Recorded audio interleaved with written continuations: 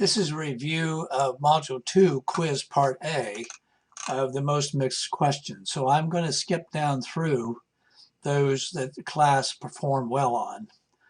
Just like the first one, match the function with the cell or structure performs it. Well, if central nervous system myelin is manufactured by oligodendrocyte, and so on and so forth. And the class did reasonably well on this. Innervating a skeletal muscle would be a pyramidal cell. Now, none of these are neurons here. Only the pyramidal cell, which is in the cerebral cortex, would innervate, have anything to do with a skeletal muscle cell. In this question, class did very well on what's true about platelets. If you feel weak on that, you should review that. What would be in the normal range of platelets? That's just a matter of knowing the range that we taught, and this was the correct answer, 300,000 in that. Class did well on this one. Now, this one, in the zone of a developing long bone, is in which zone of a developing long bone is a template for bone spicules created? Well, that's in the zone of calcified cartilage, because you see the cartilage forms, and then it begins to be calcified and then partially resorbed, and it's upon that surface of calcified cartilage that osteoblasts come in and start depositing bone. You did well on that one. And this one, increasing blood levels of growth hormones, a direct effect on the mitotic activity of chondrocytes. That's very true. That's what actually stops the growth of cartilage in a long bone, and eventually the epiphysis unites with the diaphysis, and there's no more growing of bone. But it all has to do with the stopping of mitotic activity of chondrocytes. Class did well on this one. Synonymous with the diversity system, osteome, very well on these. Here, which of the following is the potency of a cell that can differentiate to any of the more than 200 cell types? Well, if it's can give rise to all the cell types in the body, which is about that many, actually maybe about 250, then it would be totally potent. Not plura to give many, not multi to several, or oligo to just a few. And unipotent would be giving rise to just one cell type. So the class did pretty well on the matching on this one. And pyramidal neuron is located in the cerebral cortex. It did very well on that one. An astrocyte functions like a macrophage in the central nervous system. Well, no, that would be microglia are like the macrophages in the central nervous system.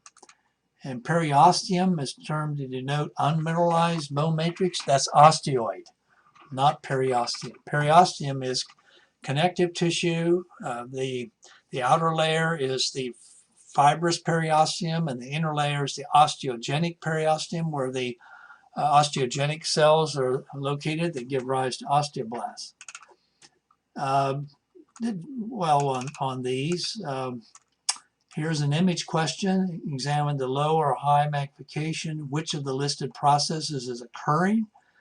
And when you look at this and you see, it should remind you of the images you saw in your lab, where you've got bone forming within a tissue without any cartilage. And so that would be intramembranous ossification. The clues are here, the connective tissue and not seeing any cartilage at all. You just see the bone. And here, which cell type is represented by the two cells? The percentage is over here, and about 79% of the class chose the correct answer. And many of the others are just, I guess, guessing. But these are sensory neurons. You can see the nucleolus, you can see the euchromatic DNA or chromatin in the nucleus, and you can see the cytoplasm has little dots of basophilia, which represent the clusters of endoplasmic reticulum that's studded with ribosomes. And here let's see, most of the class got this, 81%. We were asking the nucleus of this cell belongs to what cell? And that was the Schwann cell. See, these are individual nerve fibers, and this little circle or dots here, that's the core of a nerve fiber, the axis cylinder. And around the clear area, that's the myelin, and then the Schwann cell, you can see its cytoplasm on the outside and the nucleus. And here you're asked, what is the blue tissue that's on the surface of these cells? Well, you had to recognize that this cross-section of skeletal muscle, because you see all the eosinophilic cytoplasm, and then you see the nuclei are on the edge of the cells. And so this fits the bill of a cross-section of a skeletal muscle. These are skeletal muscle fibers or cells. But this blue tissue, and you were told it was stained with methylene blue, and this methylene blue is staining the blue the connective tissue, and the connective tissue surrounding each muscle cell is the endomysium, the innermost wrapping of connective tissue. Perimysium would be around fascicles, and epimysium would be around a group of fascicles, around a whole muscle. And all this endoneurium, perineurium, remember that applies to the wrapping of nerve fibers, and individual nerve fibers, and fascicles of nerve fibers, and a whole nerve.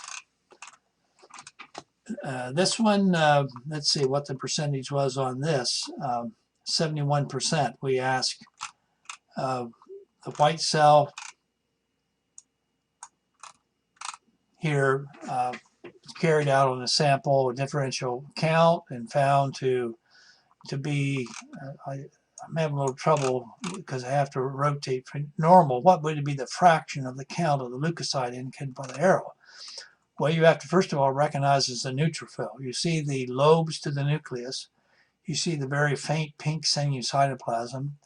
No real distinct eosinophilic granules or no distinct basophilic granules. And this lobated nucleus is very typical of a neutrophil.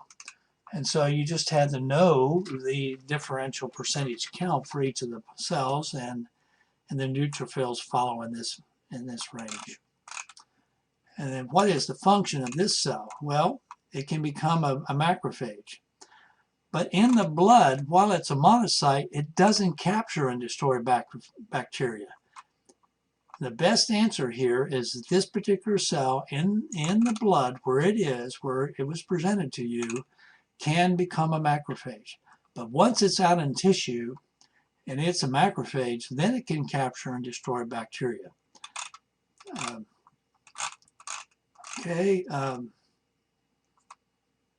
This one, 75% identify these as the structures indicated provide channels for communication between which of the listed cell types. Well, these are osteocytes, or they're representative of the osteocytes and lacunae, but these are canaliculi, and they do provide the channels in communication between osteocytes. In fact, the osteocyte process are in these canaliculi. And this question asks the cell indicated by the number 1 and the enlargement. Well, let's see how many answered that. 81% got it correct, and the answer to that is a osteoclast. You see, it has multiple nuclei, not one big polyploidal nucleus like a megakaryocyte has. The megakaryocytes produce platelets, but the osteoclasts erode bone by secreting acid and have an enzyme that dissolves collagen, collagenase. Okay, this question, let's see, the correct answer, chondrocytes, 67%. Now this is an image straight out of WebMike, stained with hematoxin and methanol yellow, and it's fibrocartilage, and you can see the little halos around the rounded cells interposed between the yellow staining collagen fibers. So this fits the bill for fibrocartilage. And here you have 53% of the class answered this correctly. Cell division has slowed or stopped and cells are enlarging.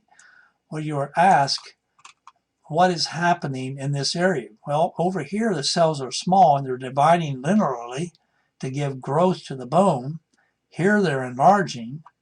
And over here the cartilage is beginning to calcify.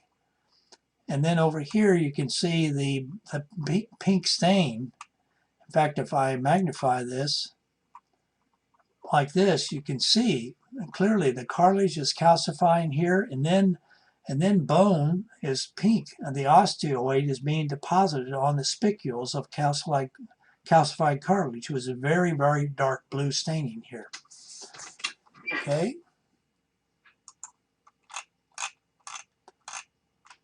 And this one, 87% of the class recognized that this is cartilage and it's type 2 collagen, which that same question appeared, similar one in part A.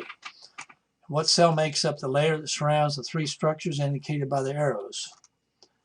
Well, only 14% of the class got this correct. So let's see what the situation was there. You're asked, what type of cell makes up the layer that surrounds the three structures?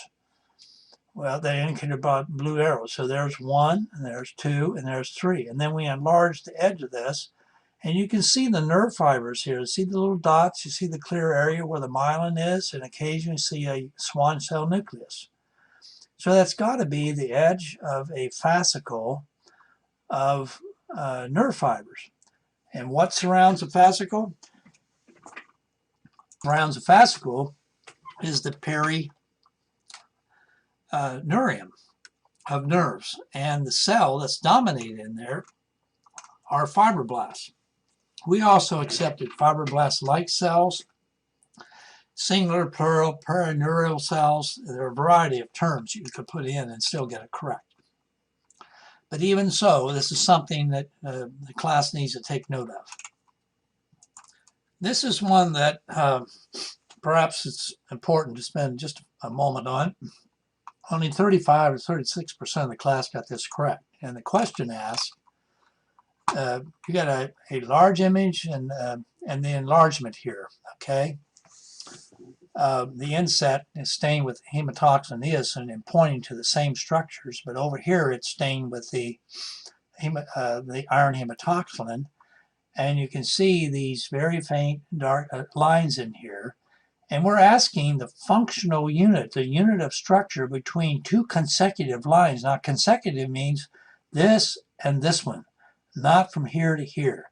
And we were not asking about the thin dark line. We were asking what is the unit of structure, functional unit lies between two consecutive lines, and that can only be the sarcomere.